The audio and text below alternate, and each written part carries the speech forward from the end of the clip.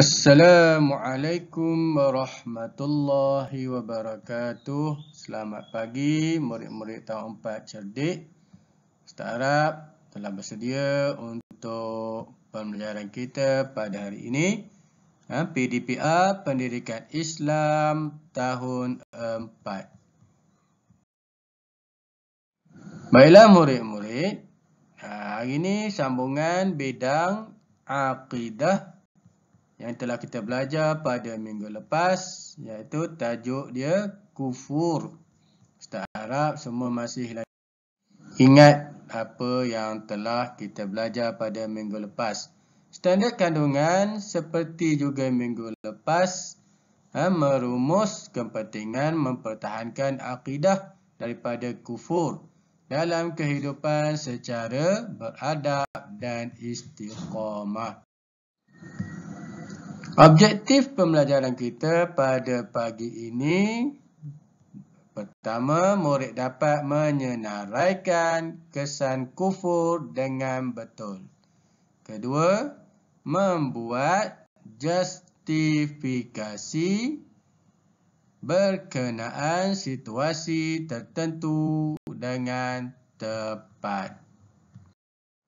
Baiklah murid-murid, kalau masih ingat lagi, apa yang kita belajar pada minggu lepas ini adalah yang selalu orang Islam lelaki diperingatkan oleh Tok Khatib ketika hari Jumaat. Dia suruh kita bertakwa kepada Allah dan dia suruh kita mati di dalam Islam. Okey. Baiklah murid-murid, kita terus kepada tajuk kita pada pagi ini, kesan kufur. Kesan kufur. Apa kesan dia? Okey, pertama, satu dosa yang sangat besar. Kufur ni adalah dosa besar. Bahaya tau dosa besar ni. Kena bertaubat kepada Allah Subhanahu wa taala.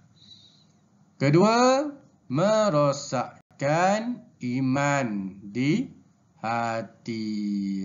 Iman kita jadi rosak. Ketiga, rahmat dan berkat berlalu pergi. Apa maksud dia? Maknanya rahmat dan berkat tidak ada. Tak ada berkat dalam kehidupan kita. Okey, yang keempat, kesan dia, ketenangan hati juga tidak dimiliki. Maknanya hati kita sentiasa tidak tenang. Dan yang kelima, mengundang murka Allah. Maknanya Allah Ta'ala marah kepada orang yang kufur.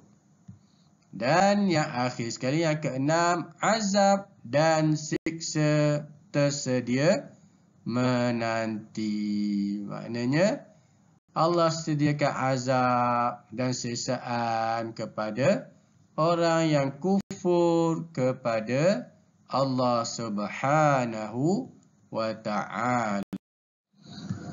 Baiklah murid-murid, apa tindakan kita untuk menjauhi kufur? Tindakan menjauhi kufur. Apa yang kita perlu buat supaya kita tidak menjadi orang yang kufur? Yang pertama, menjaga amal dan ibadah. Kena jaga. Macam mana cara dia? Saya perlulah sentiasa melipat gandakan amalan. Jadi sentiasa tambah amalan yang kita ada. Okey, yang kedua, bagaimana? Saya tabah dalam menuntut ilmu. Nak amalan banyak, kena tuntut ilmu. Jadi dalam menuntut ilmu ni, kenalah ada bahan. Sabar. Dalam bentuk ilmu kena sabar, kena berani. Tu ciri-ciri orang yang berjaya. Okey, tu cara kita menjaga amal ibadah. Okey, yang kedua, tindakan untuk menjauhi kufur. Kedua, sentiasa berdoa dan memohon untuk dimantapkan iman. Sentiasa berdoa. Macam mana cara dia? Okey. Saya mengamalkan doa ini. Jadi kita kena amalkan doa ini. Doa apa tu? Okey, ini doa dia. Okey, baca sama-sama.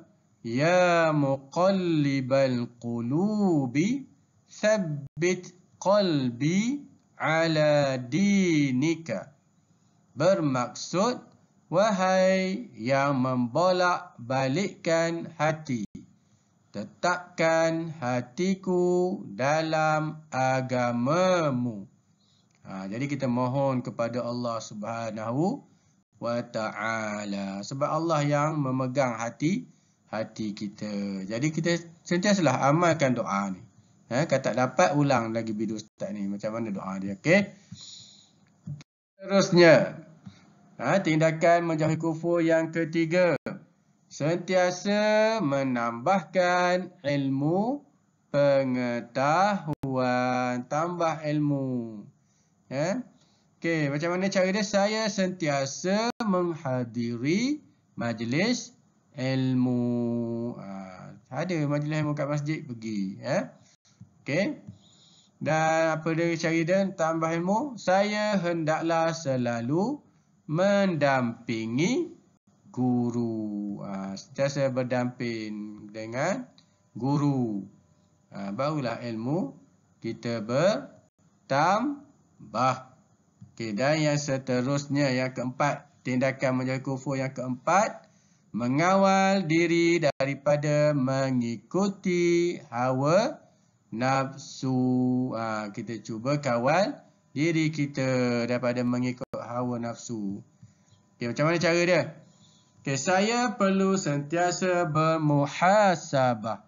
Okey, sentiasa bermuhasabah. Bermuhasabah ni maksud dia menghitung apa yang kita dah buat pada hari ini. Contoh malam sebelum tidur, kita bermuhasabah diri kita, hitung diri kita. Apa dah aku buat hari ini? Banyak pahala ke banyak dosa? Jadi apabila kita tahu kita banyak yang mana, maka kita akan menambah kebaikan, akan berbuat yang lebih baik pada hari ini. Esok kita buat yang lagi baik. Okey, itu maknanya kena muhasabah. Okey.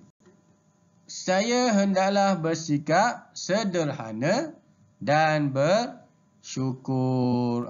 Inilah Islam ajar kepada kita. Hidup hendaklah sederhana.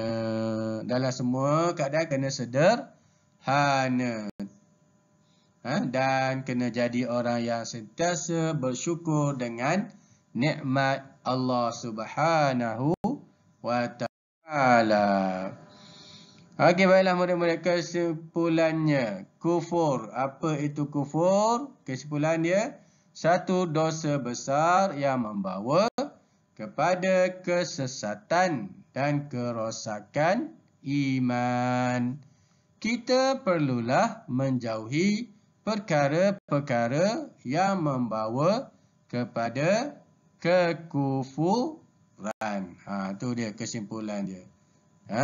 Dia adalah perkara yang sesat dan dia juga adalah merosakkan iman. Jadi kita kena jauhi perkara yang membawa kepada kekufuran. Baiklah murid-murid, cuba dengar Ustaz baca. Sebab di sini adalah latihan untuk kamu buat pada pagi ini. Qarun seorang hartawan pada zaman Nabi Musa alaihi salam. Dia juga merupakan orang kanan Fir'aun. Kekayaan dan ilmu yang hebat telah membuatkan dia semakin sombong dan zalim. Dia sentiasa menentang ajaran Nabi Musa alaihi salam.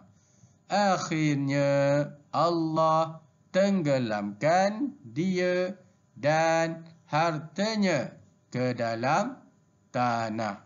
Ini kisah Qarun. Ini menunjukkan Qarun ni seorang yang kufur. Kufur apa? Okey. Ini latihan yang awak kena buat ya. Berdasarkan kisah di atas, nyatakan. Pertama, jenis kufur yang dilakukan oleh Qarun. Yang kita belajar tu kan jenis kufur ada dua. Kena ingat. Kufur i'tiqad, kufur amalan. Jadi Qarun ni dia ada satu ke kufur dia, dua ke kufur dia. Cuba tengok. Dengar balik apa yang Ustaz baca tadi ya. Okey, yang kedua, akibat kekufuran Qarun. Apa akibat yang Qarun dapat di atas kekufuran yang dia buat? Okey, dan yang ketiga, pengajaran yang boleh diambil. Apa pengajaran yang boleh diambil daripada kisah Qarun ini? Okey, jadi ada 3 soalan untuk kamu jawab. Okey Ustaz harap kalau tak boleh baca, dengar balik video Ustaz ni. Ustaz baca slow-slow dah tadi. Okey, jadi itu saja untuk ini. Semoga apa yang disampaikan mendapat manfaat yang besar kepada kita di dalam menjaga akidah kita. Supaya kita terhindar daripada menjadi seorang yang kufur kepada Allah Subhanahu wa ta'ala. Sekian saja. Terima kasih. Assalamualaikum warahmatullahi wabarakatuh.